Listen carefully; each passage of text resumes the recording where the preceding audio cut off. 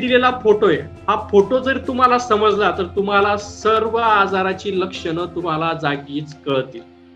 सर्वात अगोदर ह्या जनावराचं दूध हे घटतं, लक्षणीय घट होते. 20 लिटरची गाय तुमची 3 लिटर पर्यंत येऊ शकते, दूधही बंद होऊ शकते 2-1 लिटर पर्यंत जर तुम्ही लक्ष दिलं नाही तर. दुसरं म्हणजे चारा आणि पाणी सोडतंय. कोणताही आजार झाला तर तुम्हाला हे लक्षण कॉमन दिसतं की कोणताही गायला चारा पाणी सोडते, टेम्परेचर वाढतंय, ताप येतो गायला, वजनात लक्षणीय घट होते, डोळ्यातून, नाकातून आणि तोंडातून स्त्राव येतात, पाणी येतं, लाळ येते.